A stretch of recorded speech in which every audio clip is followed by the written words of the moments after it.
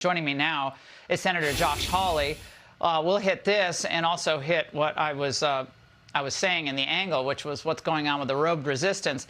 Senator Hawley, I'll just read part of this piece in the Atlantic. The world found out shortly before 2 p.m. Eastern on March 15th that the U.S. was bombing Houthi targets across Yemen. And this reporter, Jeffrey Goldberg, writes that I, however, knew 2 hours before the first bombs exploded that the attack might be coming. The reason I knew this is that, again, this is the article in the Atlantic, that Pete Hegseth, the Secretary of Defense, had texted me the war plan at 11:44 a.m. The plan included precise information about weapons packages, targets, and timing. Senator, your reaction to this? Well, I thought what the Secretary of Defense just said, Laura, was an outstanding statement. And listen, I mean, we don't know how much of this is accurate or not, but it looks like even if everything the Atlantic reported is true, it's the president's advisors discussing among themselves options they might recommend to the president. And nobody can deny the success of what the president is doing here, which is what Pete Hegseth just underscored. And this is what the leftist media is reduced to. They can't argue with the policies, which the American people support. They can't argue with this new demonstration of American strength that is keeping Americans safe at home and abroad. And so now we're griping about who's on a text message and who's not. I mean, come on. Yeah, well, it's about, you know, the left all afternoon was going crazy about this is another example of compromising national security with classified information, of course, forgetting Joe Biden's holding documents near his Corvette and being given special treatment and how we could go recover those.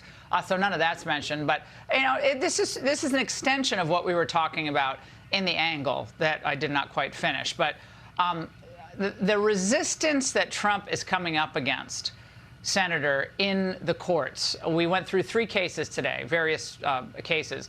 One a Maryland district judge, one a D.C. district judge, and another Democrat appointee on the transgender issue in the military.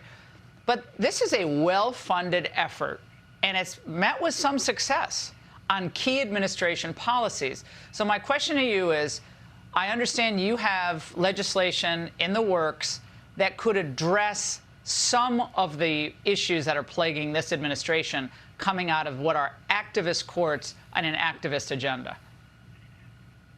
Absolutely. The key thing to do here, Laura, is to end the ability of these district courts to abuse their judicial authority by issuing these so-called nationwide injunctions. Laura, I don't think they have that authority, properly speaking, under the Constitution, Article 3. What they're doing is they're purporting, these judges, they're purporting to go out and to bind parties and individuals who aren't before them. They're purporting to bind people who aren't in their district. We only have one Supreme Court that can bind the whole nation. District courts aren't supposed to be able to do it, and yet President Trump has been subject already to 15 separate so-called nationwide injunctions. In his first term, Laura, there were 64. We have never seen anything like this in American history. It's incredibly abusive, and Congress ought to end it. And we can end it by just saying no nationwide injunctions by these district courts. There's another thing that could be done. A former Supreme Court clerk, one of the smartest lawyers I know, suggested it, and I know there are different iterations of this. But one thing that could be done, short of what you just said, is limiting challenges to the president's authority to a rotating panel of 3 district court judges. So there's no forum shopping, and that any stay or any hold on the president's action would be nullified or would be stayed, excuse me, until the Supreme Court gets to hear the case, and that it's ultimately decided by the court. That way they can't delay the Trump agenda. But all that is in Congress's prerogative. You all could do so many different things to end this, because the Constitution only references the establishment of the Supreme Court, leaves all the inferior courts' work up to Congress to determine. Yeah, that's exactly right. The Constitution expressly gives to Congress the ability to create the lower courts. Let's remember, the lower courts are not in the Constitution per se. Yeah, or not. Congress has the ability to create them. Yeah, exactly. Not. And so Congress has the ability to create them, to govern them. And this is why I think we ought to just eliminate the power of I don't believe that under Article 3, these district courts even have the power to issue these nationwide injunctions. I think it's abusive.